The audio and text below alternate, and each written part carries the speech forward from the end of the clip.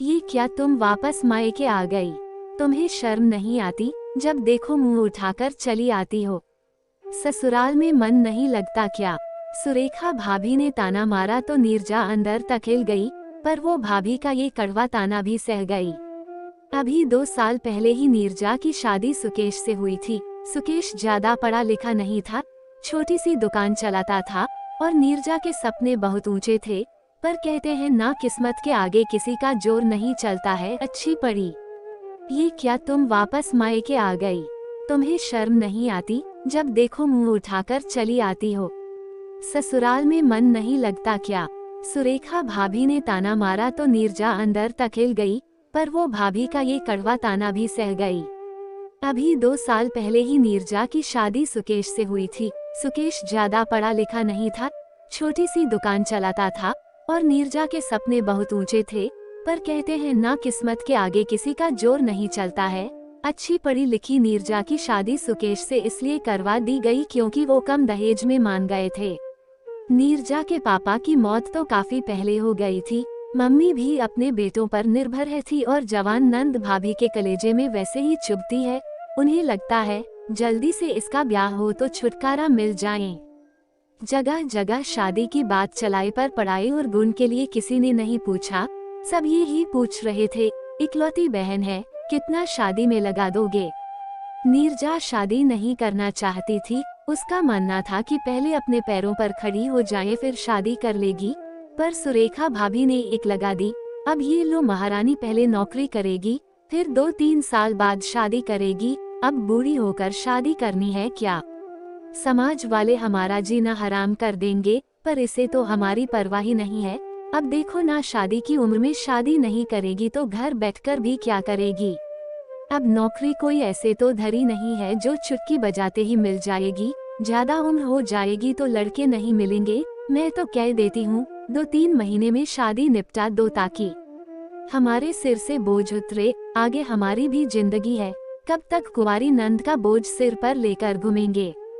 सुरेखा भाभी ने अपना फैसला सुना दिया। उनके आगे किसी की भी नहीं चलती थी। भाई रमेश ने हामी में गर्दन हिला दी और नीरजा की मम्मी सुनीता जी की बोलती बंद हो गई। इसी साल नीरजा ने बीएड पूरा किया था। बड़ी मुश्किल से उसने ये डिग्री पूरी की और अब वो नौकरी करना चाहती थी, पर सुरेखा ने पूरा घर सिर पर उठा लिया था। रमेश भी अपनी तरफ से पूरी कोशिश कर रहा था, पर जहां अच्छे लड़के मिल रहे थे वहां उतना ही दहेज मांगा जा रहा था। आप भी बेकार में विचार कर रहे हो। अब लड़का 12वीं पास है, छोटी सी दुकान चलाता है तो क्या हुआ? दहेज की तो मांग नहीं है। मैं तो कह रही हूँ कि आंख मूंद कर हाँ कर दो और मम्मी जी और नीरजा से कह दूंगी, हम तो इसी लड़के से शादी करेंगे। अब लाखों का दहेज हमारे पास में नहीं है। रमेश ने घर पर बात की तो सुनीता जी बोली, एक ही बहन है, उसे भी कुएं में धक्का देगा क्या?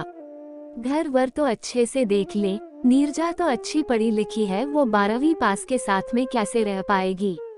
कैसा भाई है? अपनी छोटी बहन भी बोझ लगने लगी है। मम्मी, सिर्फ नीरजा ही नहीं, आप और मेरी पत्नी भी मेरी जिम्मेदारी है। मेरे बच्चे भी तो है, मुझे उनका भविष्य भी देखना है। सारा धन बहन के ब्याह में लगा दूंगा तो मेरे बच्चों के भविष्य का क्या होगा?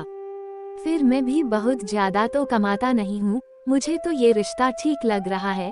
लड़के वालों की कोई मांग भी नहीं है, इसलिए मैं तो हाँ कहने जा रहा हूँ। ये सब नीरजा सुन लेती है। भैया, आप मेरे जीवन का फैसला करने जा रहे हो और मुझसे एक बार भी पूछा नहीं मेरी इच्छा और मेरी मर्जी क्या है। आपको भी मेरे नौकरी करने से दिक्कत है। मुझे अपनी जिंदगी के 2 साल दे दो। मेरे पास बीएड की डिग्री है, फिर मैं कमाऊंगी तो आपका बोझ भी हल्का हो जाएगा। बस अब चुप कर। मैंने और सुरेखा ने फैसला कर लिया है, तेरी शादी उसी लड़के से होगी और अब तुझे जो भी करना है अपने घर जाकर करना। अब हमारे सिर से तो बोझ उतरे। भैया, आप मुझे बार बार बोझ कहकर बुला रहे हो। कल को आपकी बेटी भी बड़ी होगी तो वो भी बोझ होगी। उसकी शादी भी जल्दी ही बिना उसकी मर्जी के कर दोगे क्या? नीरजा ने सवाल किया तो रमेश और सुरेखा चुप हो गए।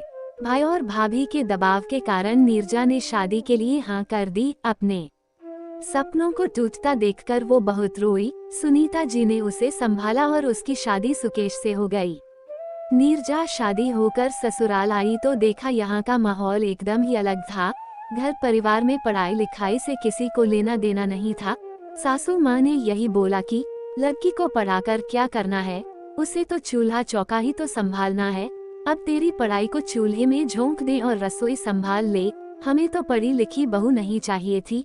ये तो तू हमारे बेटे को पसंद आ गई इसलिए हामी भर ली, वरना लड़कियों की कोई कमी नहीं थी।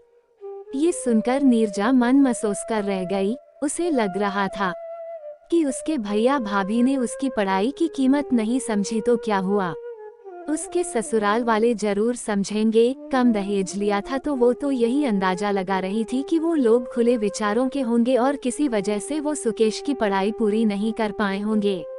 ससुराल में आर्थिक स्थिति ज्यादा अच्छी नहीं थी। उसके ससुर जी लकवाग्रस्त थे और बिस्तर पर ही रहते थे और सास घर देखती थी। 2 छोटी नंदे थी जो स्कूल में पढ़ रही थी।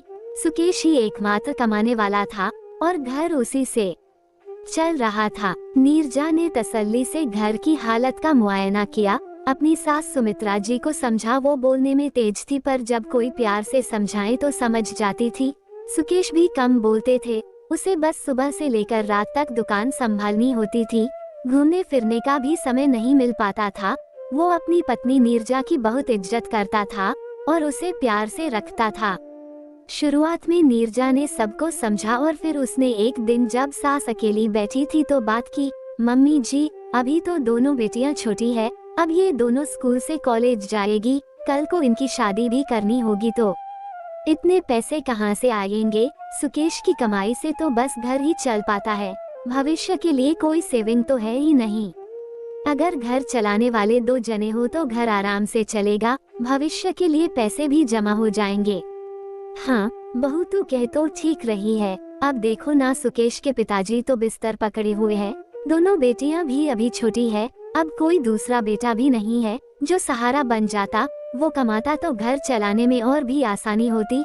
सुमित्रा जी ने कहा, मम्मी जी जरूरी थोड़ी है बेटा ही घर चलाएं, बेटी और बहू भी तो घर चला सकती है। अब देखो ना मैंने भी बीएड की हुई है, अभी मुझे भी अच्छे स्कूल में अच्छी नौकरी मिल सकती है और मेरी पगार भी अच्छी खासी होगी। सुबह 7 बजे जाऊं और दोपहर तक घर वापस।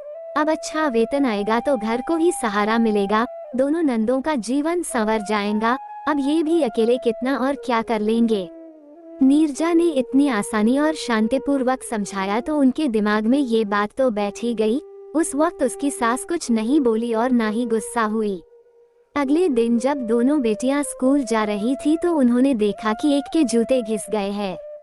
तूने बताया नहीं, तेरे जूते घिस गए हैं, भैया नए दिला देता। मैंने भैया को बताया था पर वो बोले अभी इसी से काम चला ले, अगले महीने दिला देंगे। भैया हमेशा ऐसे ही करते हैं, हर जरूरत को अगले महीने पर टाल देते हैं।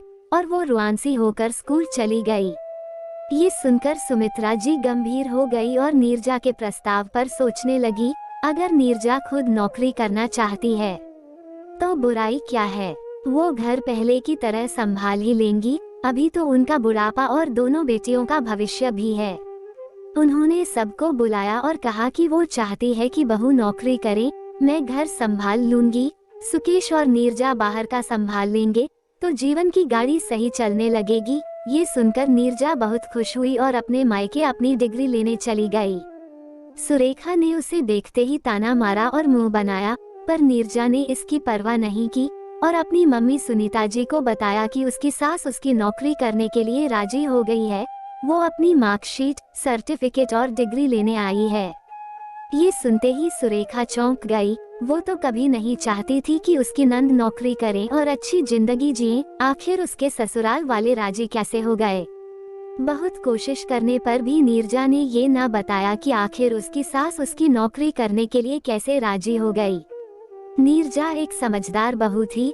अब ससुराल ही उसका अपना घर है और वो अपने घर की परेशानी, अपने घर की बात घर में ही रखना चाहती थी। नीरजा ने शांतिपूर्ण ढंग से अपना सामान लिया और अपने ससुराल चल दी, पर जाने से पहले वो अपनी भाभी सुरेखा को कहकर गई, भाभी आपने तो बहुत कोशिश की थी मेरी जिंदगी नरक बनाने की, पर मैंने भी ठान लिया था कि मैं अपनी जिंदगी संवार ही लूंगी।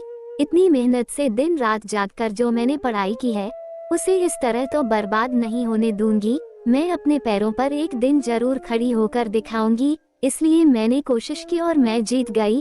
अब कुछ ही दिनों में मेरी नौकरी लग जाएगी, फिर मैं अच्छा कमाने भी लगूंगी। अच्छा, वैसे आपको कितनी पगार मिलेगी? सुरेखा ने मन लेते हुए कहा।